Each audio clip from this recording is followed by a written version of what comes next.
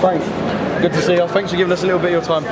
A tough defeat for Chris tonight. One British title fit you can come back from, but it's two. It is going to be a real rebuilding process now.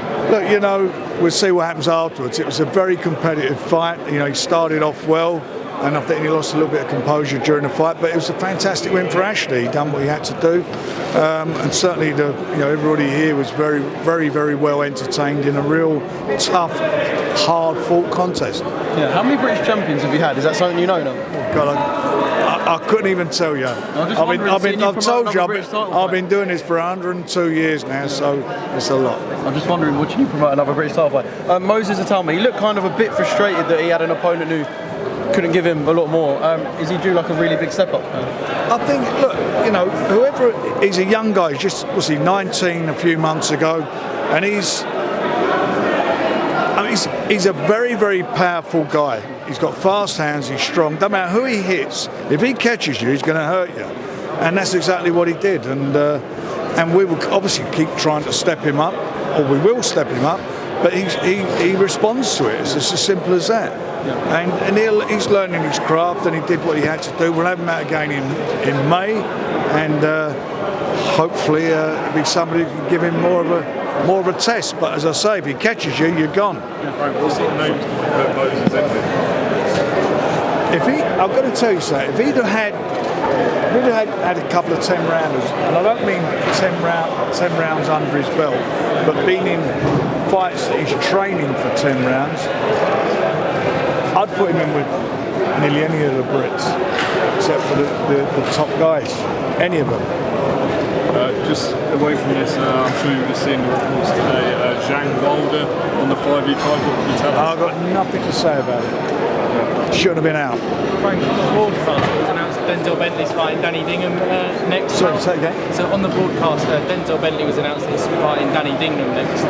How important is that fight in the career of Denzel Bentley? Very. He's at the crossroads. He needs to win. You know, he needs to win. He went into a fight, you know, as a very, very heavy favourite against Nathan, and unfortunately it didn't work out for him. So he's got to come back and show what he's all about. And Andrew Kane is also back on April 20th. I mean, could we see him fight Ashley Lane down the line? It'd be a great fight, wouldn't it? You know, who knows? Let's see what happens. Let's see how he gets on the 20th. Frank, what do you make of Tyson Fury? Looks in good shape, training hard. What do you think of it? I've been telling everybody he was in good shape for that fight. He trained very hard. It's unfortunately got the cut. The good thing about the good to come out of the bad is that he's not got to lose any weight as such for the 18th of May. He's in really good nick, and I think in a perverse way it's going to be better for him on the 18th. Frank, both Royston and Moses, they're almost racing to break Naz's record as youngest British world champions. By the end of the year, maybe get them some of the leftovers of other top contenders, maybe the sort of guys that Jared Anderson and Justice Hooney have beaten, for example, for Moses. Well, we will see. You know, as I say, for me, it's not a 100-metre race, it's a marathon, and I've got to make sure that we make the right moves at the right time. You know, both of them are young guys, and we're bringing them along correctly, and I will continue to do that. They've got good training. They've both got good trainers. They've both, you know, got sensible people around them, good families around them. And we'll make sure that we provide them with the right opportunities at the right time, because boxing's all about timing. Frank, any word on Filip Hrgovic versus Daniel Dubois? Earlier in the week, Ronnie Shields did report that was likely for June the 1st. Any sort of comment on that and how likely it could be? He knows more than me. All right, last question. Frank, in terms of lightweight, obviously we've seen Sam Noakes is boxing next month, Mark Chamberlain boxing Riyadh. How do you sort of see that kind of going in terms of domestically? Sorry, could you say it again? So we've had Mark Chamberlain box recently, and Sam Noakes is back out next month. In terms of that domestic scene as a bridge towards world level, European level, how do you kind of see that going?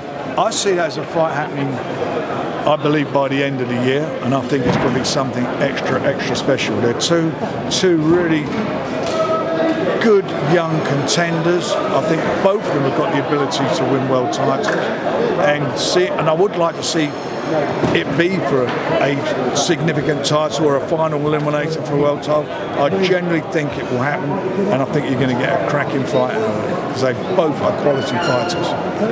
Thanks very much, guys. Sorry. Go on, last one. Sorry. Still not convinced that Fury's going to turn up on any rest of that reassure us in any way?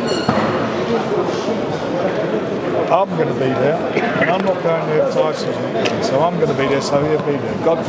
God willing, there's no more cuts or accidents, he'll be there. And he keeps saying these things, and it's not really stupid. I don't know why he keeps saying that. Tyson got cut, got stitches put in him, right? And I don't know how many more times we've got, what is he doing?